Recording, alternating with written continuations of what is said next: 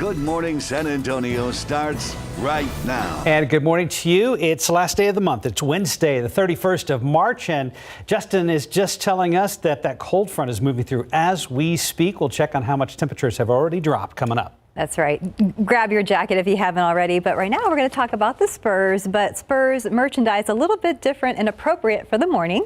That's right. The Coffee Gang has expanded into retail. The Spurs have unveiled limited edition Coffee Gang collection with shirts and novelty items for fans. That stuff's going to start going on sale starting tomorrow night. So this was started by a longtime guard, Patty Mills. They unveiled it, and the collection launches at 7:30 p.m. You can start getting that stuff at the spursfanshop.com.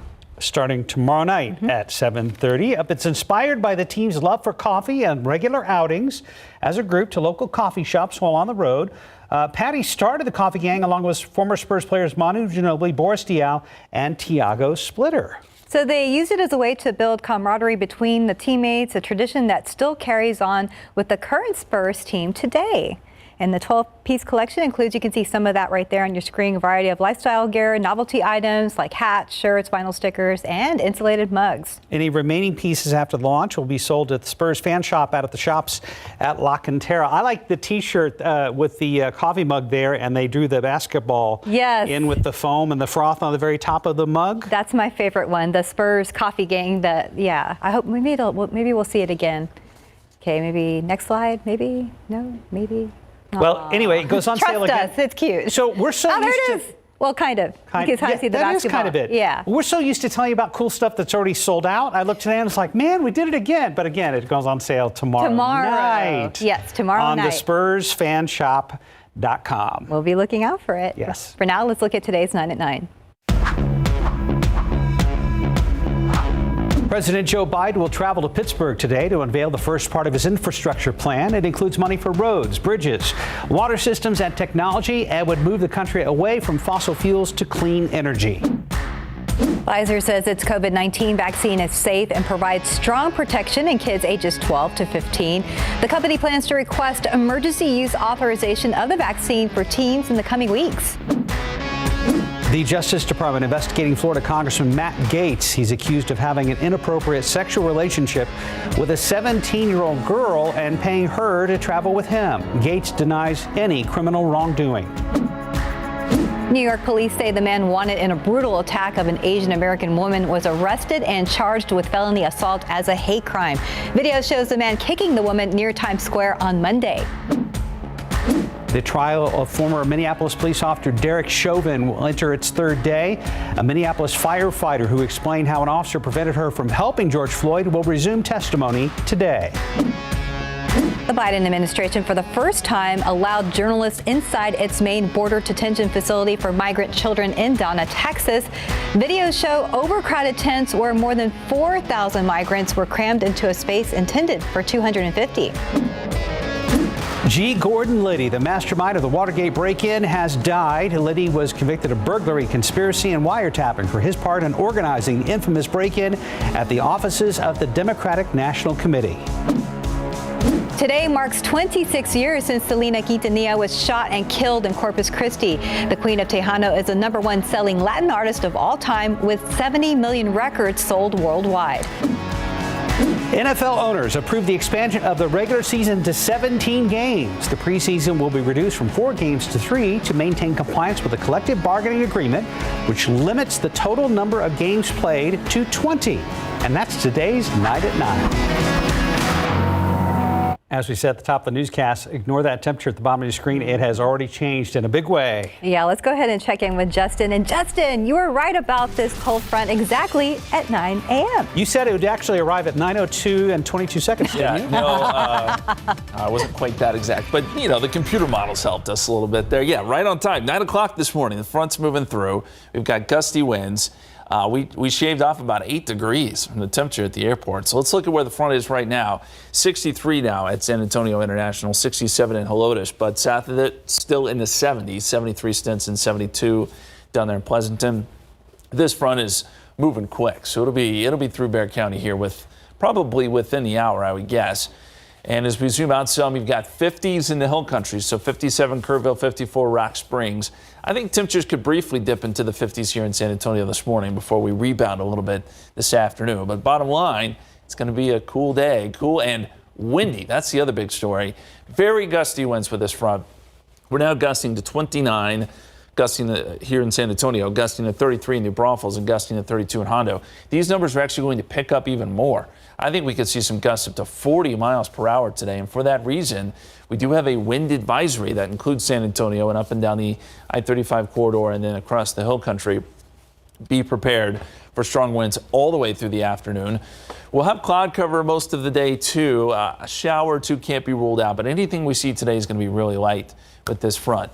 64, the expected high. So very different from yesterday. We're going to get some cloudy weather for the weekend, it looks like, for Easter Sunday. We'll talk more about that forecast coming up in just a few minutes, guys. Thank you, sir. TransGuide right now, 410 at San Pedro. Traffic is flowing in both directions. Frontage Road looks great. Top stories we're following today. A Dimmitt County Sheriff's deputy shot during a traffic stop near Big Wells. Dimmitt County Sheriff Marion Boyd said on Facebook this morning that Deputy Joshua Garcia is listed in stable condition and thankfully is expected to make a full recovery. The shooting happened near Highway 85 and FM 1867. It's about 100 miles southwest of San Antonio near Carrizo Springs. We still don't know much about what led up to that shooting, but we do know deputies have the suspect in custody. This is a developing story, and we hope to learn more soon. Back here at home, San Antonio police arrested a man in connection with a deadly shooting of a 22-year-old at an apartment complex in the medical center earlier this week. Jonathan Villegas facing a charge of manslaughter. According to an arrest affidavit, Villegas was playing with an AR-15 when it went off. A bullet hit Luis Alejandro Castellar in the torso, killing him. A witness told police Villegas ran away after that shooting. Now, the affidavit says that Villegas' attorney called homicide detectives and told them Villegas would not give a statement but would turn himself in if police issued a warrant for his arrest. His bond's been set at $75,000. Crews are investigating two separate fires that broke out at the same apartment complex overnight. Flames forcing several people to evacuate right around 2 o'clock this morning. Happened at the Bronco Apartments in the 8200 block of Bronco Lane. That's near Marbach and Loop 410. Firefighters say they received an original call for a car fire. While putting that out, they got a call for an apartment fire in the same complex. Crews say both fires were knocked out quickly, but it did cause damage to several apartments. Right now, investigators are trying to determine the cause and if the two fires were related.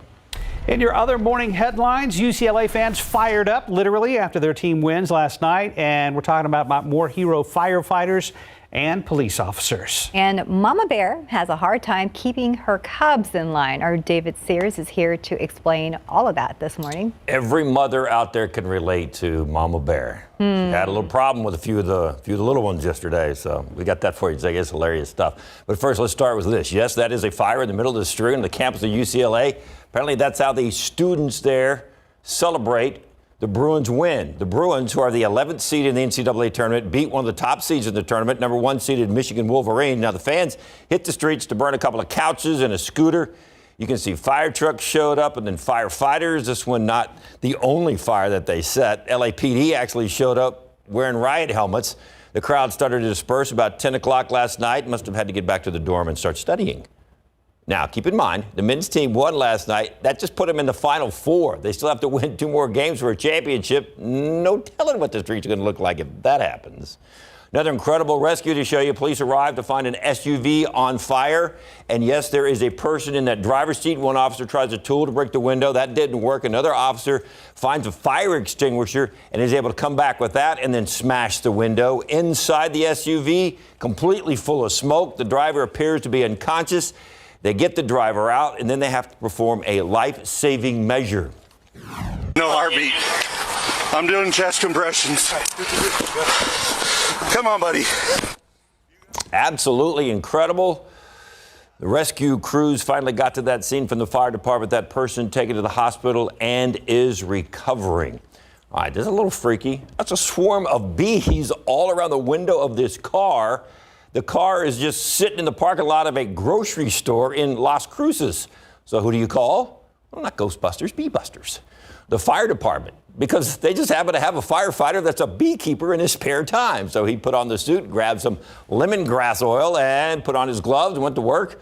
Over the next couple of hours, he removed about 15,000 bees from that car and then relocated them to a property outside of town. A security guard was stung, but other than that, no injuries. And by the way, the car owner didn't have to buy any honey in the grocery store. Speaking of needing some honey, here we go. This may be the best video ever. This should make you laugh, at least smile for just a second. That is Mama Bear trying to round up her 4 cubs and get them back across the street. This is happening in Connecticut. You can see the traffic is backed up while she does her job. She gets one of them by the neck, another one follows, and the third one starts to follow. Oh, but wait, there's always one who can't bear to follow Mama's command, so he heads up the pole. Mama comes back across the road to get him. Then the curious one has to come back and make sure everything is going all right. Now she has double trouble again. What mother can't relate to this? The woman who shot the video sure could. And you get back. He reminded me so much of my son. I could just hear myself yelling, "Get down off of that pole, get across the street, you're making a scene here." Oh, and just when it looks like Mama has a grip on the situation, nope, they get away again. Yeah, one more time he tries to leave, then finally she gets it all under control, and all the little ones are back across the road. It's just hilarious. Just great stuff right there. Poor Mom. I'm glad we're not alone. The bears feel it too.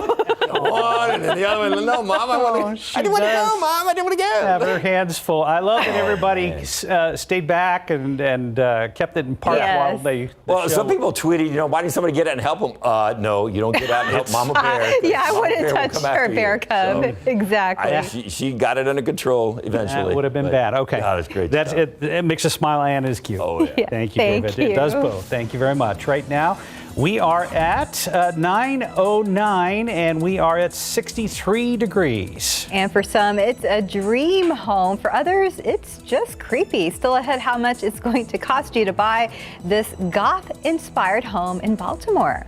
Pregnant women may have concerns surrounding many topics related to the pandemic and the COVID-19 vaccine. Later in the newscast, Courtney Friedman tells us what we can expect during KSAT's pregnancy in a pandemic town hall happening this afternoon. And because of the pandemic, many in-person trials are still not happening. After the break, Erica Hernandez explains how the Children's Court was able to keep cases moving forward. And stocks right now, the Dow is up only about a point at 33,067. And welcome back. It's 9:13. While in-person jury trials are still not taking place here in Bexar County due to the pandemic, many other hearings are happening virtually. One division of the Justice Center is actually seeing some good come out of the pandemic. Last night, we showed you how the Children's Court was able to keep cases moving forward. Here's a bit of that story. The Children's Court was pretty seamless. We had to be because of what's at stake. When you're talking about the safety and welfare of children. The pandemic even brought about an unexpected turnaround, and there was an increase in parent participation. I guess just kind of the obstacle of going to the courthouse and sometimes the traveling that needs to be done for counseling and getting the services they need was relieved in a slight way because of the ability to do video participation. And our Erica Hernandez joins us live now to talk more about this. Now, Erica, give us a little background about the Children's Court first, and then some of the cases that they see. Yeah, so Children's Court is a division of the Bexar County Justice Center, and they see the cases of abuse, neglect, and that that CPS often brings in. And they also are seeing cases that deal with adoptions. We just heard the judge say that more families participated. Because of that, did they see a steadier amount of reunifications? Yeah, so you just heard Judge Montemayor say that, because of COVID, families got to participate virtually in therapy sessions. And he thinks because they didn't have to actually get in their car or find transportation to the courtroom or to therapy, that more parents participated. And because of that, they saw a very steady amount of reunifications, which is putting families back together. Parents were doing what they had to do to get their children back. And on the other hand, how was it for kids who couldn't be placed back with family and that needed to be adopted? So this children's court is part of District 8, which is a big section of South Texas, and they had the highest number of adoptions in 2020 in the state, which is something that they've seen a steady amount of, but because of COVID, they thought they might go down a little bit, which they did because there was a little delay in the transition, but they still had the highest number, so they were seeing a lot of kids still being placed with good, healthy homes. The topic of adoption holds a special place in your heart as you guys just completed the process yourselves. Yeah, we did. Judge Montemayor actually was our judge for our ceremony, which was virtual, and it was great. We adopted Liana in February, and our family is now complete with our little girl. There's our picture, our family photo, and it's been a great transition from adoption, and we couldn't have asked for a better judge to do that, and the Children's Court was very helpful with all that, and CPS, and it was a good end to a chapter that we followed since I started in 2019, and the whole foster to adopt journey, and so we have a lot more on that, and I'm always willing to answer questions for other families willing to try this out. Well, you guys really persevered. You were great fosters, and you deserve every happiness as new parents. Thank you, guys. Yes, welcome. congratulations. Congratulations. All right, see you a little bit later, Erica. Thank you. Now transition back to Justin Horn, who has been telling us about this cold front that was headed our way. A lot of folks may not have got the memo, and they're going to be wondering what the heck happened later on today. It's a pretty abrupt change for March, guys. And from early this morning. It is, yeah, because it was warm and humid. You're right, Steph. It started off that way, but it will end up being windy, dry, and much cooler. Let's look at the numbers right now. 70 degrees at Randolph, 70 at Port SA. We're at 63, though, at the airport. That front is through, and those winds are already starting to pick up. And notice the temperatures up around Bernie Stage and Comfort in the 50s now. And we'll likely see some 50s across northern Bexar County, at least here within the next couple of hours. Temperatures may rebound a little bit as we get into the afternoon, but all in all, it's going to be a cool day. Out ahead of the front, still in the 70s in a lot of spots, behind it in the 50s, as we pointed out. Dew points are dropping too. It was so sticky this morning. Dew points were in the 60s and 70s. That is changing very rapidly too. Now dew points behind this front are in the 30s and 40s. Here's a look at the forecast winds. These are sustained winds. So we're talking sustained 20 to 30.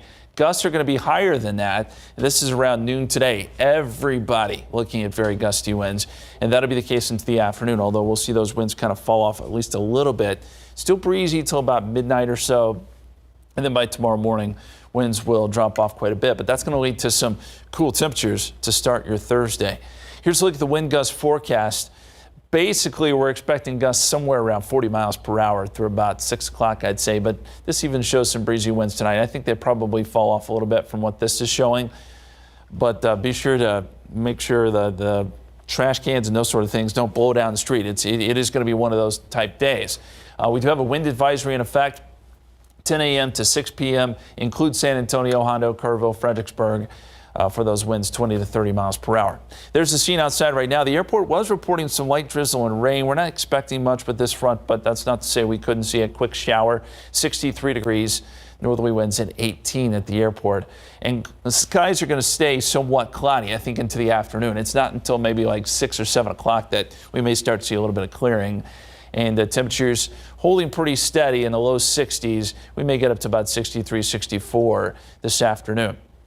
There's a look at the visible satellite picture, and there is actually some sun out near Lakey in the hill country. Clouds have broken up a bit there, and we certainly could see some breaks here around San Antonio, but any sort of significant clearing is going to take until later this evening and tonight.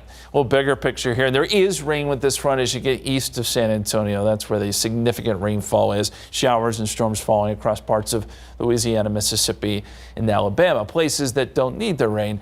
Be nice if we got a little bit here, but it just doesn't look that way. Temperatures up in the Panhandle are in the 30s and 40s. So this is a pretty cool air mass for March, as we said, and that's going to keep some cool, dry weather in the forecast through the end of the work week.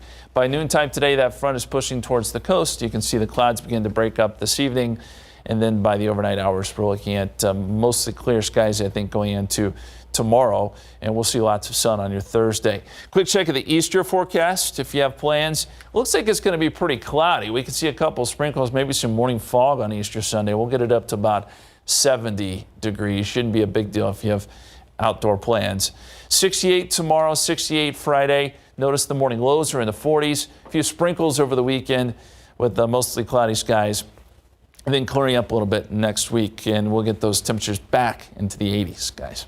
Very cool. Hey, I love your graphic with the eggs Easter there. eggs. Yes. And the chocolate bunny. It's almost time. Yes, it is. Thank you, Justin. Yep. 9:20 right now, 63 degrees. And still ahead on GMSA at 9, scientists created a machine used to help keep warehouse workers safe. How this tentacled robot helps get the job done after the break. Meet Stretch, the latest insane innovation from the mad scientists at Boston Dynamics. The machine's mission is moving boxes and unloading trucks in warehouses and distribution centers. So Stretch has an omnidirectional mobile base, allowing it to navigate through tight spaces. Its arm has 7 degrees of freedom and tentacle-like grippers for moving things. Stretch might not be as cute or charming as Boston Dynamics' famous dogbot Spot, or able to cut a robotic rug as well as the dancing droids. But the company says this tentacle's taskmaster will keep warehouse workers safer.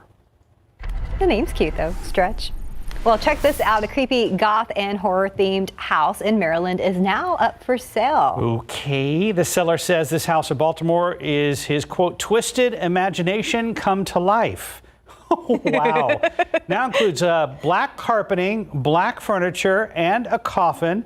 There's also a black church pew, black chandelier, and black spiderweb railings upstairs. Not to mention real cemetery gates and headstones in the backyard. Interesting, but it's not all gore. Framed jerseys show the owner's love for his favorite NFL team, the Las Vegas Raiders. That's what I thought I saw in there. The one-bedroom, one-of-a-kind house is listed for $225,000. I was wondering what the football helmets were. Well, it's in Baltimore. Shouldn't they be a Ravens fan? But I guess the black and white of the Raiders goes better with the whole. Of course, you got to keep with the theme. Yeah, you do. Much more ahead on GMSA 9. It's 9:25. A local teenage girl has defied all odds after being diagnosed with a terminal illness at the age of 5. Still ahead, the big event her family is planning to make some of her dreams come true. And we're getting you ready for Easter with a new Katie's Science Lab. Katie Blake shows us how Peep's marshmallow candy reacts to different liquids and heat sources. And many of our pregnant viewers have sent us questions and concerns about the pandemic and the COVID-19 vaccine. Our Courtney Freeman will be here to tell us how you can get answers to those questions in the town hall KSAT is hosting today. And a quick check of the roads with TransGuide. 410 at San Pedro, right there by North Star Mall. Traffic looks great. We'll be right back. And welcome back. It's about 9:30 now. As if navigating the pandemic wasn't hard enough, expecting parents are facing some extra challenges. For pregnant women, the pandemic provides a whole new set of concerns. That's why KSAT is having a pregnancy and infertility in a pandemic town hall later on today, this afternoon. Mom-to-be Courtney Freeman hosting it. She joins us now live in the studio to tell us more about it. Good morning. Good morning, guys. Hi, Courtney. Thanks for joining us. Well, first off, what can people expect from today's town hall? So basically, people can expect their questions answered. We've had so many of you submit your questions when I announced my pregnancy. I used it as a platform, and you responded so well. I'm responding to these questions every single day. I'm trying to get to them personally, and the ones that I have talked to an expert about, I'm answering. Other ones, we are going to ask them in this town hall. So, this covers so many topics. People clearly have a lot of questions and are excited to have them answered in kind of this public setting where everyone's kind of talking about the same subject that they can relate to. We've been promoting this on the early show for weeks now. And let's talk a little bit about some of the experts. You guys have 3 or 4 experts lined up to talk to? We do. We have 4 experts. One is a maternal fetal medicine expert at University and UT Health San Antonio. We have an infertility expert, Dr. Randall Robinson. Of course, we want to include infertility in this. This is going to be a big chunk of it. A lot of the questions, I'm not going to say half, but close to half of them are about infertility, about the vaccine, all of that. So Dr. Robinson is going to be a great asset on that. Dr. Erin Mankus is an OBGYN, and she also specializes in postpartum depression and some mental health aspects. So she's going to be amazing for some of the questions that we had about mental health and how to cope with stress during this. And then Joy Brock is a midwife at Birth Center Stone Oak, because we know a lot of women go that route. And it's interesting, her take on how business has changed during this pandemic. And you were talking about some of the questions that viewers had for these experts. What are some of the biggest topics? I know you said infertility was a big one. Infertility was a big one. The vaccine. I mean, this is whether you're talking about infertility, whether they were asking about breastfeeding, whether you're just asking about whether to get the vaccine, the difference between them. The vaccine was the hottest topic for sure. So we're going to answer all of those questions.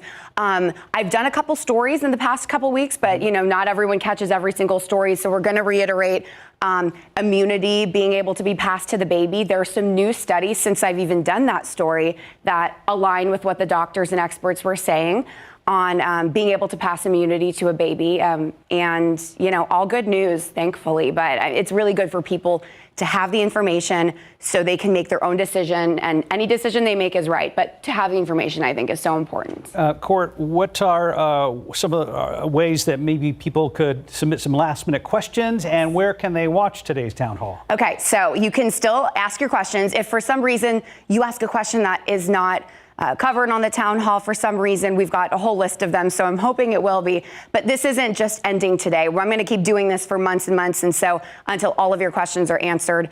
The town hall is streaming live today on KSAT.com, or you can go on the KSAT TV app anywhere you stream, your Roku, Apple TV, your phone. But yeah, it's going to be great. And the experts are already emailing me today. They're really excited to answer everyone's questions. You can ask those questions still online, find any of these stories. But on the homepage, there should be a story that says, ask your questions here. And there's a little prompt. You can just go in there and type it right in. Well, since we're a KSAT fam, how are you feeling these days? Yeah, I'm feeling really good. I was just telling some of our coworkers, because I never get to see everyone. Second trimester has been a blessing. First trimester, it's my first baby. I did not realize I was really, really feeling sick. I was like, this is how it's supposed to be. But I'm glad you're feeling better. Feeling so much better. So and thank you. Good to see your smiling face this morning. Thank you, guys. Thank you, Courtney. All right, back to weather now. Outside with live cam, and the main headline for Justin and friends is a cold front moving through as we speak. It is, and it still looks kind of murky out there when you look at that live cam, but we are going to see some clearing, I think, this afternoon. Front is moved through most of San Antonio now. Let's look at the radar. We can actually pick out where the front is located. It's not dropping a lot of rain. There could be a few showers just along the front or maybe right behind it, and that's probably what some of those returns are. But you can see that it's just passing 410 there on the south side of San Antonio, passing through Lavernia. Gonzales, it is moving through your neck of the woods as we speak, with a few showers there. Behind it, you can expect those cooler temperatures and very gusty winds. Wind advisory in effect 10 a.m. to 6 p.m. tonight.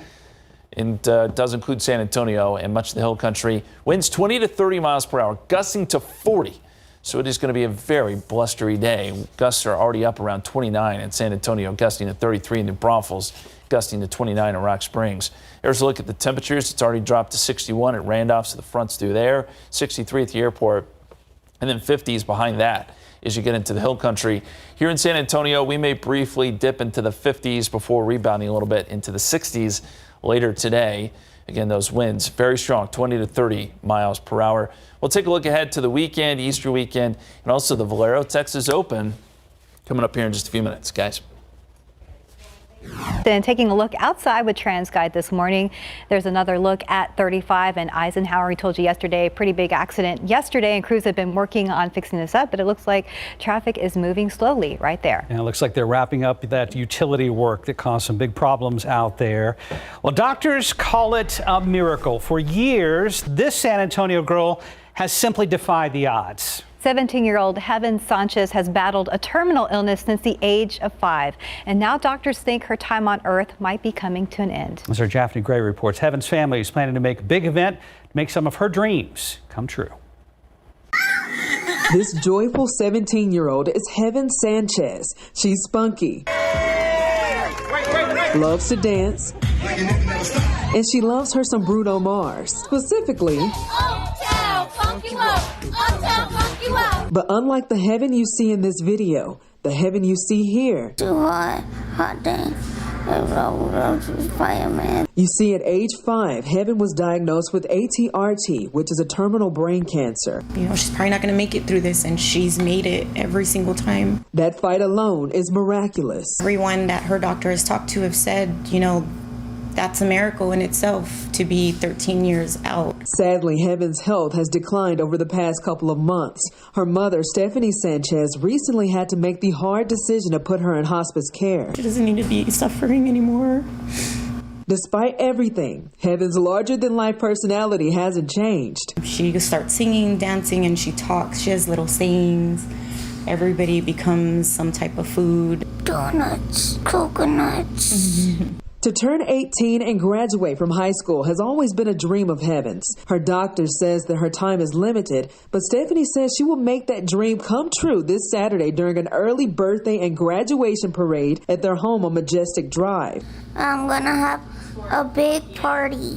Does that give her a little bit more time? I hope so. Whatever happens, Stephanie says she is beyond grateful for the time she has had with her blessing and miracle, Heaven. For What's Up South Texas, I'm Japhanie Gray. And Heaven's big drive-through celebration will take place this Saturday at 4 p.m. at Heaven's home on Majestic Drive. Everyone is invited. Heaven's family hopes her story is shared enough to grab the attention of Bruno Mars himself. We will keep you posted. Right now it's 9:37. We're at 63 degrees. You're watching GMSA at 9. Let's go ahead and check out what Katie Blake has planned for today's Katie's Science Lab. Good morning. Good morning. Easter right around the corner, and love them or hate them, everyone's got an opinion about these guys, peeps. We're going to do some interesting things to peeps, learn a little bit about their solubility, how they dissolve in different liquids. We're going to stick them in the microwave for a few seconds and see what happens. So some Easter fun with peeps coming up next on Katie's Science Lab. 9:41, welcome back. I am so glad there's a fire station next door. We are just a few days away from Easter. Today we're kicking off the celebration with Katie's Science Lab. Katie Blake and her assistant, David Sears, are here to show us how Peeps marshmallow candy will react to different liquids and heat sources. And microwaves. This is more for people who don't like peeps because we're doing some strange things to peeps today. We're going to start off with the heat source. We put some in a microwave safe dish, put them in the microwave. It only takes, what, like 30 seconds? 30 seconds. Nice casserole, Sears. Yeah, thank you. I went and got it, and they were like all puffed up to like they were coming over the top of the dish. So I turned off the microwave because I didn't want to have to clean it up later. Good idea. So they've deflated a little bit. Yeah, they're. That is quite a. Are they still hot? Fragrant. Yes, we did one by itself. They're still warm. And here's the result. Poor little peep guy. I feel kind of bad. It's hard as a rock. All this sugar, it's hard as a rock. So. How long did you nuke it? Ooh, the one by itself, it took 10 seconds or less. I just kept nuking this just to see what happened. But so Sears was in there like 12 minutes. You've got to try it for yourself. The kiddos will think it is hilarious to see how our sugary peeps react to heat. They expand. Oh, man. Yeah. Ew. Okay, well, don't eat it. Are you going to eat it? I don't know. Let's see what a microwave peep tastes like. I didn't. Like this stuff. It is nice. Here's a paper towel. Here's a paper towel. Just tastes like warmed up sugar, right? Yeah, that sounds good. Well, he does that. Okay. So, we've already gone off the rails here, but I wanted to show you that because it kind of, as time goes on, they deflate. So here's what you need if you want to experiment with peeps. Of course, you'll need plenty of peeps candy, bunnies, chicks. It doesn't matter. You'll need some containers with lids. Mason jars will do the trick here. And you'll need a few liquids. Water, rubbing alcohol, club soda, vinegar. And then if you want to do the heat experiment, you'll need a microwave safe dish to put the peeps in. So we've seen how they react to heat. They try to change phase a little bit, going from solid to kind of liquidy. There's some melted sugar on the bottom. So there's the phase change with the heat. Let's talk about the liquid here. David, are you going to be able to do this? I'm going to help you out. It's kind of like cotton candy that's like really sugary and kind of harder than like the soft cotton candy. That's kind of what it tastes like.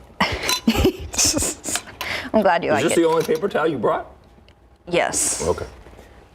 Okay, what are we going to put? You caught me off guard. So we're going to try the club soda. Okay. So pour some club. Oh!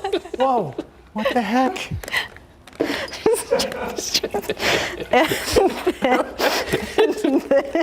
I'm gonna go find some more paper towels. And then we're gonna put our peeps in our different liquids. Blame it on the peeps.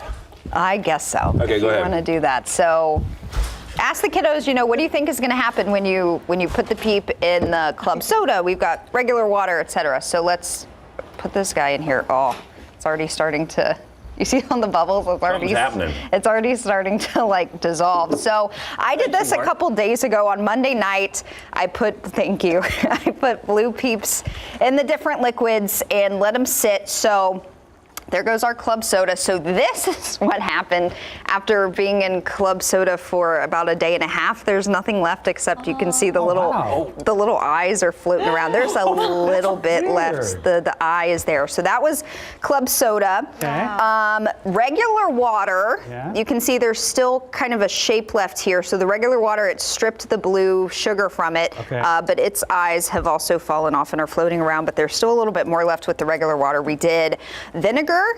Also not anything here either, just the little brown specks, the floating eyes, yes. Wow. And then rubbing alcohol. Okay. So rubbing alcohol didn't fully dissolve it either. It kind of started to break it down. But this is interesting to watch this happen. And you could even start to see it's starting to, the club soda's already taken off the blue color there on this guy. So it's just fun. Like I said, it may be more fun if you don't like peeps and you've got a lot in your house and you need to get rid of them. Kind of a cool way to teach kiddos about what heat can do to objects to change their phases and about the solubility of peeps or their ability to dissolve in different liquids. That's awesome. We have a lot of peeps at home. And now you have enough paper towels to last a year. Yes, thank you. We made a mess. That's okay. All this on KSAT.com. Yes, and if you guys try this at home, be sure to take pictures, video, and you can actually send it to us on KSAT.com, and you may see it later next week on a future episode of GMSA at 9. We want to see what you're doing at home. Very cool. This is a bad David, aftertaste. Katie, thank you guys. Yes, thank you. Aww. Yeah, clean up aisle 4 for sure. Well, you wouldn't want them in the yard right now, or I guess when it's really hot, but it's kind of cooling down. It is. A lot's happened since the early show, and Justin's back now, and he's got one of those cool time lapse of how our morning has progressed. Yeah, we can kind of see where we started off humid and cloudy and somewhat foggy, and then we progressed into kind of post-cold front where we still got clouds, but it's cleared up a little bit in the sense that visibility is a little bit better. Front came through right about there. Kind of hard to pick out, but you can see the visibility is now better. There were a few showers being reported at the airport. 63 degrees right now, so that's the change from earlier this morning where we were in the 70s. Northerly winds at 18 miles per hour. That makes a big difference too. We look at the visible satellite picture. Hole in the clouds out over the hill country. It looks like it's trying to fill in a little bit. We probably are going to stay mostly cloudy here with a few peaks of sun here and there as we get into the afternoon. But we can pick out where the front is right there. It's now moving towards 1604 in southern Barrett County. And there are a few showers trying to develop right along the front, which we expected, but it'll be very light and very quick moving. We're not looking for a lot of rain out of this, but around Lavernia, a few showers there. And this stretches over towards Gonzales as well. The front is now through Stinson, so it's 63 there. That's the new change. 66 Castroville, 62 Rio Medina, 59 right now in Bernie Stage. It's pretty chilly up there in the hill country. 54 in Junction. Out ahead of the front, still 70s, still very humid. Dew points are in the 70s, very, very sticky. But once the front comes through, we get some relief. The dew points drop off into the 50s and eventually 40s and 30s. So the air will be very dry as we get into tonight. The big story, I think, really for most of us is going to be the wind. Winds sustained 20 to 30 miles per hour. This is a computer model showing the futurecast wind, and this is around noontime. You can see winds anywhere from 20 to 25, and we'll probably stay right in that range to about 6 o'clock, and then winds will start to fall off a little bit, although it will still be breezy tonight, and they'll really fall off by tomorrow morning. Wind gust forecast kind of all over the map here, but I think we could see some gusts up around 40 miles per hour. That'll be the peak, I think, here in San Antonio. And for that reason, we have a wind advisory in effect until 6 p.m. this evening. That does include San Antonio up to Austin and then out in the hill country. Temperature-wise, we're going to hold pretty steady in the 60s here, I think. We may drop off a little bit and then rebound mid-60s this afternoon with some sun later today. Here's a look at the futurecast. And this does develop some showers down around Victoria, over towards Houston, just not a lot for San Antonio and the surrounding areas. Clouds break up some tonight. We'll get sun tomorrow. If you're looking forward to some sun, it's back on your Thursday. And it'll be a pretty nice day tomorrow, albeit a little bit breezy Winds won't be as strong as they are today, though. Valero Texas Open also gets underway tomorrow. It will be breezy for the first round of the tournament. And as we get into the weekend, more clouds, sprinkles, some drizzle, still breezy both Saturday and Sunday, but temperatures will be comfortable all the way through, upper 60s and some low 70s by Sunday. So 68 degrees tomorrow, starting off at 44, 43 Friday morning.